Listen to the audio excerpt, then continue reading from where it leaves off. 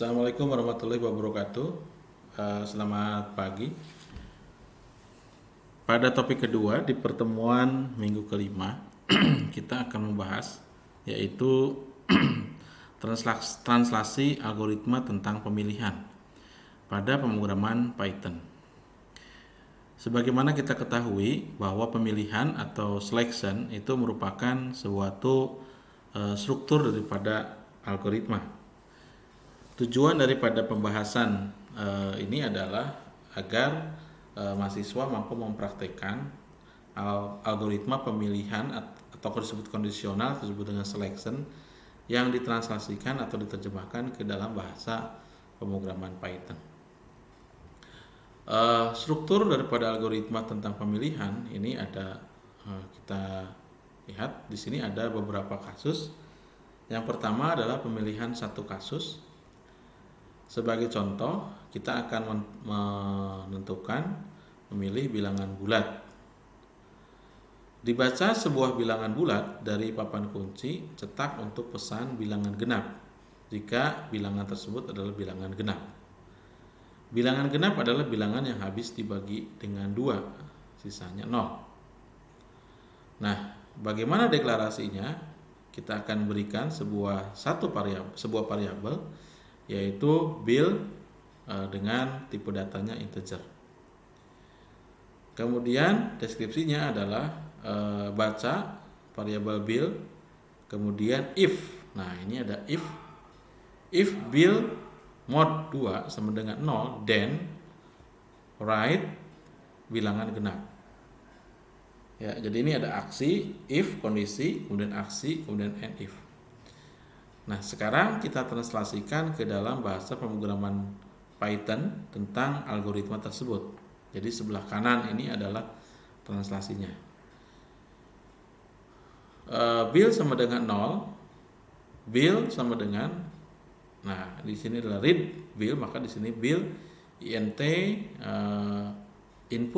nomor input masukkan bilangan bulat, if bil. Nah, ini kalau rumus daripada pembagian modulus sisa bagi itu kalau di Python adalah sama dengan pakai persen ini. Ya, kalau di sini pakai mod, ya. Sama dengan ini harus ada operator assignment 0.2. Ya, jadi di sini harus ada titik 2, ya. Sehingga ini print f. Nah, ini f ini adalah untuk mengoutputkan sebuah variabel. Variabelnya adalah bil, kita kurung karawal sama dengan bilangan genap. Maka masukkan bilangan bulat, ini hasilnya 8, maka 8 adalah bilangan genap. Oke. Nah, bagaimana dengan pemilihan dua kasus? Misalnya di sini ada apakah kita akan menentukan apakah bilangan genap atau bilangan ganjil. Maka algoritma yang kita buat di sini adalah algoritma bilangan genap dan ganjil. Mencetak pesan bilangan genap jika sebuah bilangan bulat yang dibaca dari penalti masukan merupakan bilangan genap, atau bilangan ganjil jika bilangan tersebut ganjil.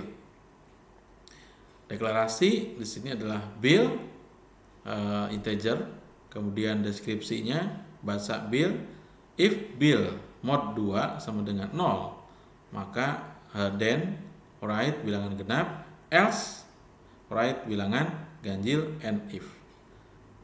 Translasi ke dalam pemrograman Python seperti ini.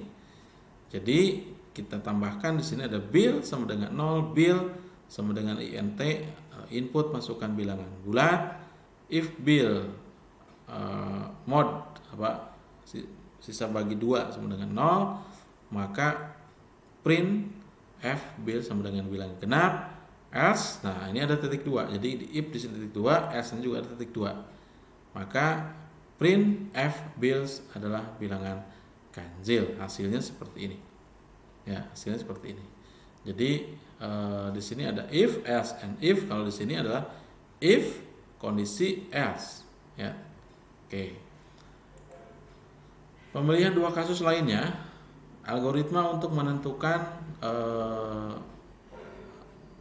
bilangan terbesar atau maksimum. Menentukan bilangan terbesar dari dua buah bilangan bulat. Nah, deklarasi A B integer, deskripsi read A B, if A lebih dari B, then right bilangan terbesar adalah A, else right bilangan terbesar adalah B. Artinya kalau yang ini adalah komen. Ya, ini berarti kalau tidak A lebih besar sama dengan B, berarti di sini komennya B lebih besar dari A. Right bilangan terbesar adalah B and if. Nah, sekarang bagaimana translasinya seperti ini? A sama dengan, nah ini A sama dengan int input masukkan bilangan A, B sama dengan int input masukkan bilangan B, if A lebih besar B titik 2, print F variabel A adalah bilangan terbesar, else titik 2, print F variabel B adalah bilangan terbesar. Maka seperti inilah hasilnya. Nah, pemilihan dua kasus lainnya ini lebih menantang lagi. Menentukan bilangan terbesar dari tiga buah bilangan bulat. Kalau tadi 2 buah bilangan bulat. Nah, sekarang bagaimana? Berarti ada 3 variabel, yaitu A, B, C, dan itu kita berikan variabel nilai maksimumnya adalah integer. Cari max antara A dan B. If A lebih besar dari B, then berikan variabel max dengan nilai A. Maka tulis bilangan terbesar adalah bilangan A. Kemudian outputkan maxnya. Else max diberikan nilai B, maka bilangan terbesar adalah bilangan B. And if bandingkan lagi, if C sama dengan lebih besar dari max, maka maxnya adalah C, maka bilangan terbesar adalah bilangan C. Lebih pendek ketika kita translasikan ke dalam bahasa pemrograman Python, jadi seperti ini ya. Max sama dengan 0, A sama dengan int input masukkan bilangan A, B sama dengan int input masukkan bilangan B, C sama dengan int input masukkan bilangan C. If A lebih besar B titik 2, max sama dengan A, print F bilangan terbesar adalah bilangan A. Nah, sini masukkan berapa nih bilangannya? Elif. Nah, ini ada elif ya. Ada elif. Kalau tadi itu ada di sini hanya else, karena di sini ada 3 buah bilangan yang kita bandingkan, maka elif lagi. Kalau di sini if lagi, jadi elif B lebih besar sama dengan A, max diberikan nilai B, kemudian print bilangan terbesar adalah bilangan B. Elif C lebih besar max, maka max diberikan nilai C, maka print bilangan terbesar adalah bilangan C. Nah, ini lebih sederhana, maka hasilnya seperti ini. Nah, pemilihan 2 kasus lainnya, ini kita akan masuk kepada algoritma upah karyawan. Menentukan upah mingguan seorang karyawan, masukan yang dibaca dari papan kunci adalah nama karyawan, golongan dan jumlah jam kerja, nama karyawan, dan upahnya dicetak ke piranti keluaran. Berarti kita punya variabel, yaitu deklarasinya nama karyawan string, jumlah jam kerja integer, upah real, tipe datanya. Deskripsinya, baca nama karyawan, ini nama karyawan bukan karyaran, jumlah jam kerja, if jumlah jam kerja kurang dari sama dengan 48, then upah diberikan nilai jumlah jam kerja dikalikan 10.000. Ini misalnya per jamnya itu karyawan diberikan upahnya 10.000. Kalau lembur itu 15.000 ya, setelah dikurangi 48. Jadi else upah diberikan 48 jam, maksudnya dikali 10.000 ditambah jumlah jam kerja kurang dari 48 dikalikan 15.000 and if. Nah, sekarang kita masukkan ke dalam translasi algoritma. Nama karyawan sama dengan input, masukkan nama karyawan, jumlah ini Pythonnya, jumlah jam kerja sama dengan int input jumlah jam kerja, if jumlah jam kerja kurang dari sama dengan 48 titik 2. upah sama dengan jumlah jam kerja dikalikan 10.000 else titik 2 upah sama dengan 48 dikali 10.000 ditambah jumlah jam kerja dikurangi 48 dikalikan 15.000. Print F upah karyawan adalah variabel upah. Oke. Ya.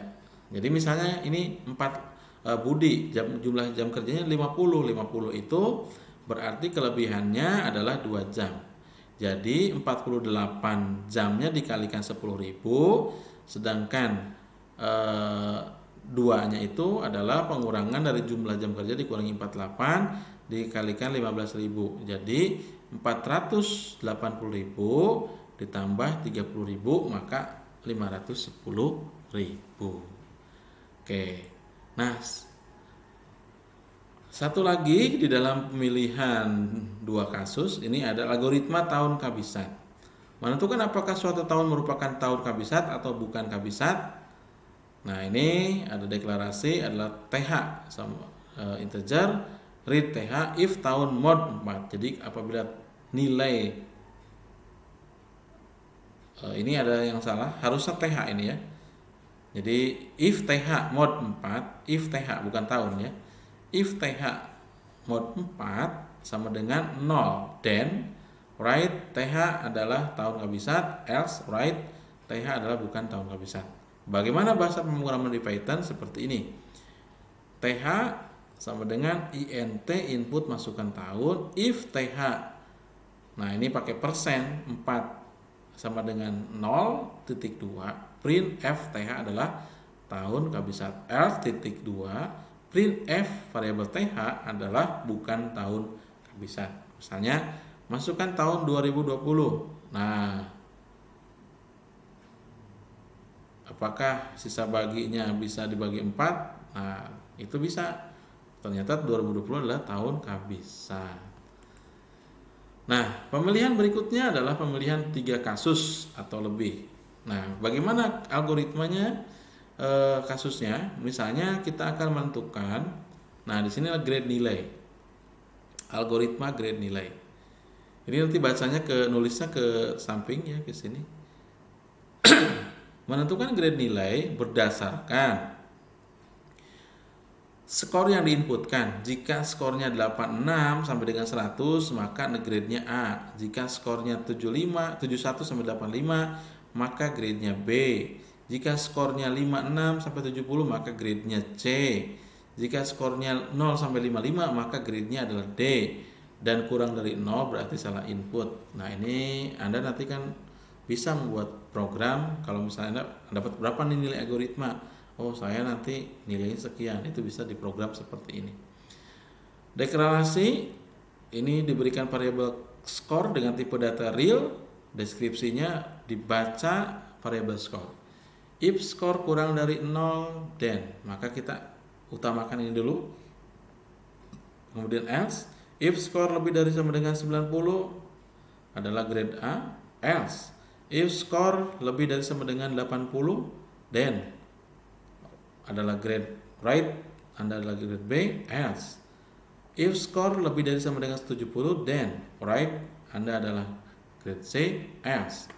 Right, Anda adalah grade C. Berapa if-nya? 1, 2, 3, 4. Maka ditutup dengan and if, and if, and if, and if. Itu kalau di dalam secara algoritmik. Nah, bagaimana secara Python? Nah, tentunya sederhana. Seperti ini. Skor sama dengan float input, masukkan nilai angka. If skor kurang dari 0.2, print salah input. Ya. Karena di sini tidak melibatkan variabel yang harus dimasukkan di dalam string ini, maka tidak ada print F.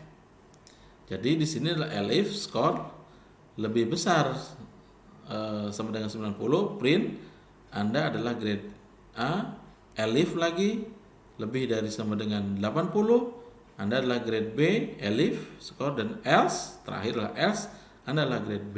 Jadi tidak ada end if. Tapi secara algoritmik Anda harus melakukan ini, ya. Nah, contoh juga di sini algoritma menentukan jenis bilangan, apakah bilangan positif atau bilangan negatif. Mencetak bilangan positif jika sebuah bilangan bulat yang dibaca dari piranti masukan lebih dari 0, atau bilangan negatif jika bilangan tersebut kurang dari 0. Maka seperti ini. Ya. Diberikan nilai variabel bill bertipe integer, read dibaca bill, if bill lebih dari 0 then bilangan positif, else if bill kurang dari 0 then write bilangan negatif, else if bill sama dengan 0 write 0. Berapakah if-nya? 1, 2, 3. Maka kita harus end if. Jadi ini harus lurus ya. Oke.